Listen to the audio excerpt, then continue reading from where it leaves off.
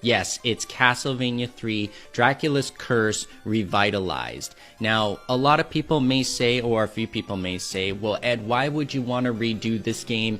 It is arguably, no, it's a fact. It's one of the greatest NES games created of all time. It should be in everybody's top 5. If it's not, I don't know what your problem is, but it doesn't matter. It really is. So normally what I do is I take games from the past that were not so great, but had potential, or that were just terrible, like Dr. Jekyll and Mr. Hyde, and I just made them into my own. Now, I've always wanted to do Castlevania 3. It wasn't like it just came to me out of nowhere, and because it's Halloween, it's so perfect of a game to announce that I'm doing.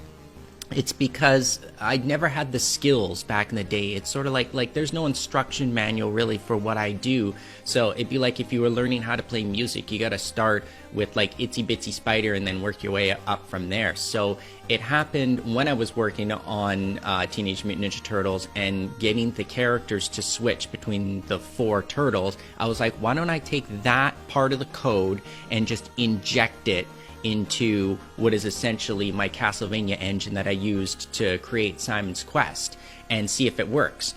And it did, but it's still probably one of the most complex games that I've ever created in terms of what you're doing, because the characters are so different. I wanted to make them different. I mean, you've got Alucard that changes into a bat. You've got different types of weapons on all of them. I've changed the speeds on them. I've changed the jump distance on all of them. It's like there's some of that is in the original game as it is, but I just wanted to amplify on it a little bit more.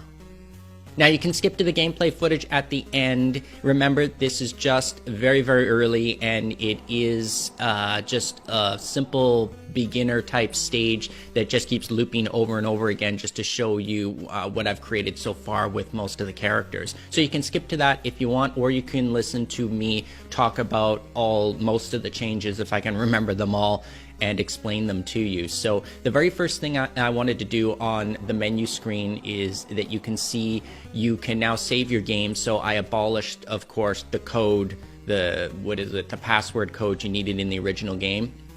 That's now you can just save your game after every single stage, so get that out of the way right away. And I also wanted to bring over the double music system that I did in Teenage Mutant Ninja Turtles, because you may or may not know, the original Castlevania 3 for NES had different music than the Famicom version because there were different types of sound chips between them or something like that. You can look it up if you want to know the details about it. But the point is that they're different. And I wanted both of the music tracks to be selectable in the game. So in the beginner menu, you can select either one that you want and play through the game with either soundtracks that you want, which is great. And of course, all the soundtracks will be in the original game. The usual stuff. All the levels are not going to be exactly replicated from the game. I want to make them slightly different. I want to expand on some of them, so it's not like it's going to be a complete carbon copy of the original. Remember, this is revitalized. This is a game that I'm making of my own. So let's get right on to the biggest changes, and that would be the characters. Starting with Trevor Belmont, not much has changed from him except for a couple of deletes. I've taken the weapons directly from Simon's Quest engine and put them over to here, so those will feel similar. And as a matter of fact, it was Simon's Quest Rebitten that took the weapons from this game originally. Like I had a Bloodbath Castlevania game that I was messing with in the beginning, and I actually took the weapons from that and put it over. So it's not like I'm taking them from Simon's Quest. So in this game, it's actually the way the weapons were originally. Now, a delete that I did do was I deleted the watch weapon, if you want to call it a weapon, but Time Stopper from Trevor, because I tested it and it's just way overpowered. It's just too much of a godlike ability to be able to stop time whenever you want. I mean, come on, it's ridiculous. So I had to take it out of the game. Way too powerful. Maybe I might put it in as like a secret cheat, or maybe a secret item that you could get if you hit some walls somewhere, because I'm gonna be putting way more secrets in this version for just because of my own and because of replayability. So let's move on to the second one, Grant. I don't know how you pronounce his name, so I'm just going to say Grant. This is one of the biggest changes that I did in the game, because He was arguably, and this one is debatable, one of the worst characters that you want to select in the game. And he could climb walls, but it was so glitchy. I mean, if you just even let go of the D-pad slightly, he would fall off the wall to his death. So I deleted that, and I just wanted to make him all better in terms of like his jumping. He has the best jump in the game. He's the fastest moving character in the game, and he has a double jump. And I didn't stop there. I changed all of his weapons. He has better knife throwing abilities than Trevor. He also has an axe, a battle axe that's kind of like the boomerang but doesn't come back to him, so it's just a throwing weapon that goes through all the enemies. And I added pirate bombs and replaced his pirate knife to a pirate sword. Now, in the original game, you could only play one extra character when you rescued him, and I wanted to change that. I was like, right away, no, you know what everyone wants, and what we all want is you want to play all the characters at the same time. So that's in the game. You can switch between all 4 characters, just like in Bloodstained Curse of the Moon, more or less. You have to still rescue them, but you at least get all of them now. So that brings me on to Sypha. Sypha is the slowest character with the I'm not going to say the worst jump. I mean, it's not that bad, but it is probably the lowest jump distance of all the characters.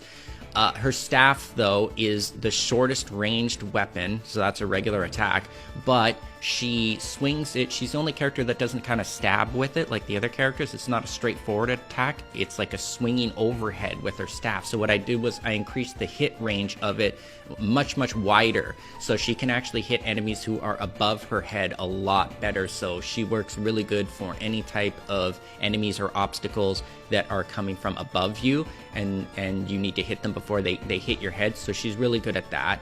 And I've changed pretty much all of her spells. I've improved all of them, and I even added a new one. I added Lightning Spell, which you're going to see in the gameplay footage as well. Her Freeze spell, I improved. Like I said, I improved upon all of them. So that's pretty much for her. And then last but not least, Alucard, which I think everybody picks in the original game, of course. But not much that I could do with him because he would just be totally overpowered. I wanted to give him a sword type weapon like he had in the cartoon, on the Netflix special cartoon. What was it, a dancing sword or a flying sword weapon? I may still do it, you never know. I might put it in as a secret item that you can get. But when I did, it was just super powerful. He's already powerful enough as it is. He has the widest ranged attack in the game, that being the spread fireballs. And of course, he can transform into a bat and fly wherever he wants on the stage. I'm also putting in a secret upgrade for his bat mode that will allow you to shoot fireballs just like in Symphony of the Night.